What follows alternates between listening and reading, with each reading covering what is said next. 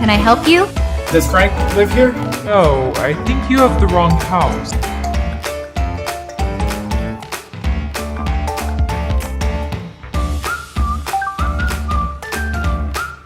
Hey, what are you doing here, man?